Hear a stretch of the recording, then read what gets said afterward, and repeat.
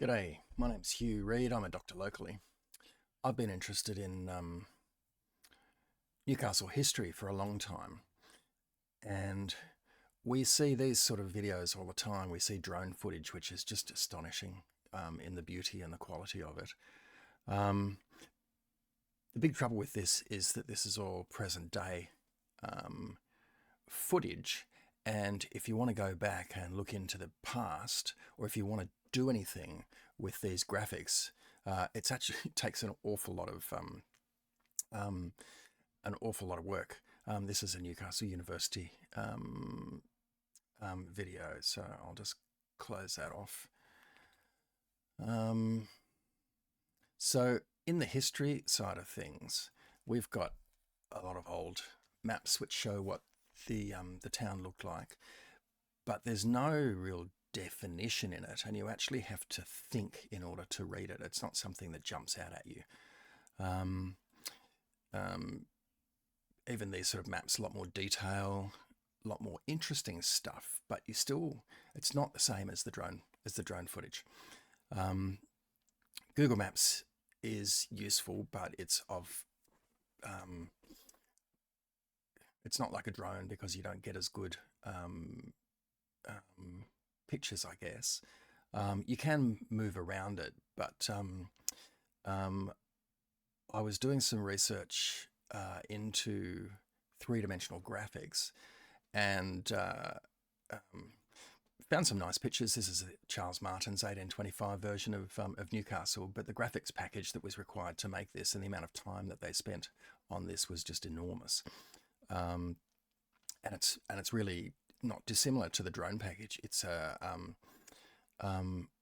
frozen moment in time. Um, so I got interested in Minecraft, surprisingly.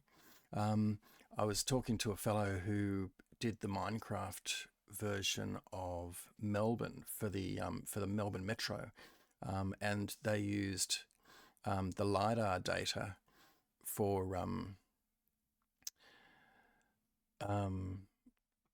for Melbourne to actually make a virtual copy of the CBD, and he said that he could do that of Newcastle. So you can imagine Newcastle, how extraordinary it would be to have Newcastle like this. Um, I've spoken to the Aboriginal Land Council, the Wabakal, who are actually very interested in being able to put the names of their cultural places where they had the corroborees, the names of the harbour and of the different parts of the landforms.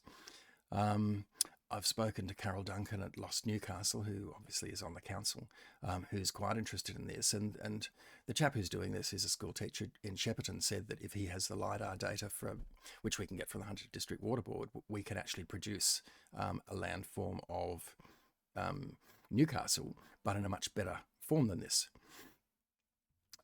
So using this, we would be able to create in fact, we'll go back to that picture, a version of 1797 when the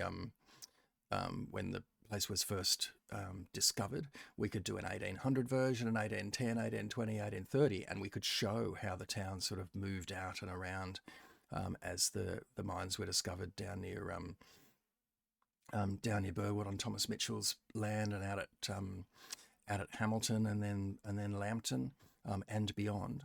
So this chap from Victoria said that he can do from Glenrock across to Charlestown, across to the Turl Street Bridge and past the university and things, and then back to Stockton for about that $5,000 to $7,000.